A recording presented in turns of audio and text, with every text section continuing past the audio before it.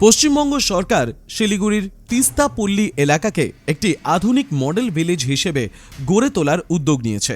এই প্রকল্পের লক্ষ্য শুধু পরিকাঠামো উন্নয়ন নয়, বরং একটি নিরাপদ, স্বাস্থ্যকর ও পরিকল্পিত বসবাসযোগ্য এলাকা তৈরি করা।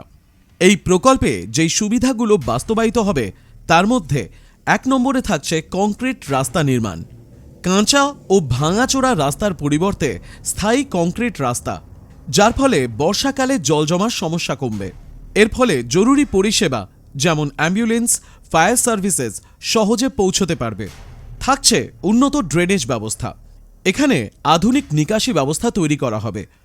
জল জমে থাকা ও ডেঙ্গু, ম্যালেরিয়ার মতন রোগের ঝুঁকি কমবে। প্রতিটি বাড়িতে নিরাপদ পানীয় জল পৌঁছানো হবে। পাইপলাইনের মাধ্যমে পরিশ্রুত পানীয় জলবাহিত রোগ কমবে এবং মহিলাদের জল সংগ্রহের কষ্ট কমবে।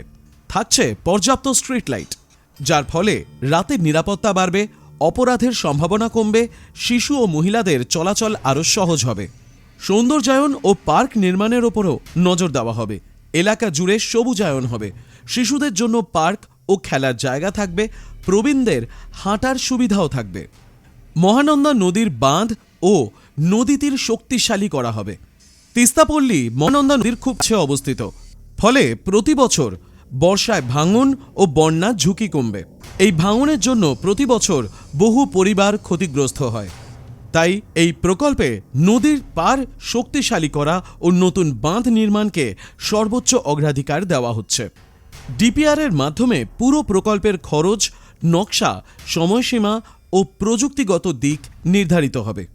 কেন্দ্রীয় সহায়তা ও অতিরিক্ত তহবিল পাওয়ার পথ খুলবে এবং দীর্ঘমেয়াদী পরিকল্পনা নিশ্চিত হবে। প্রশ্ন উঠতে পারে, এই ধরনের মডেল ভিলেজ কি ভারতে নতুন? উত্তর হবে না। ভারতে আগেও এমন উদ্যোগ নেওয়া হয়েছে, যেমন সাংসদ আদর্শ গ্রাম যোজনা SAGY। এটি একটি কেন্দ্রীয় প্রকল্প।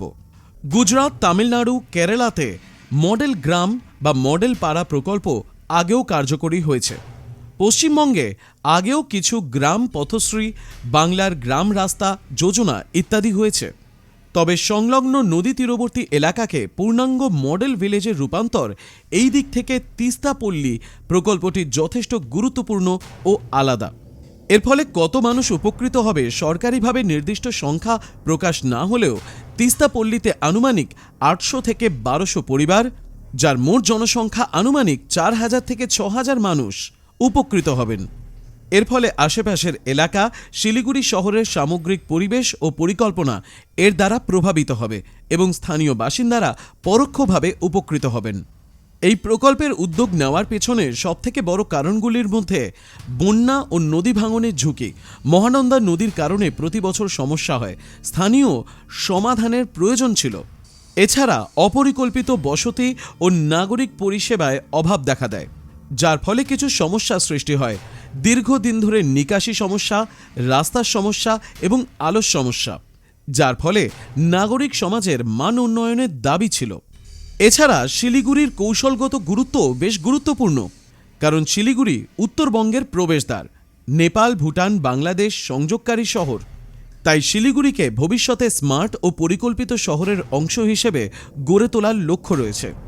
এছাড়া রয়েছে সামাজিক ও মানবিক দৃষ্টিভঙ্গি।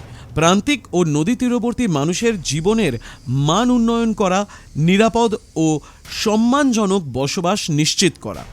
এই প্রকল্প বাস্তবায়িত হলে উত্তরবঙ্গ যে আগামী দিনে একটি মডেল হয়ে উঠবে তা বলাই বাহুল্য। আশা করব এই প্রকল্প কাগজে না থেকে বাস্তবে রূপ নিক। ডিজিটাল রিপোর্ট, বলো কি জানতে চাও, শিলিগুড়ি।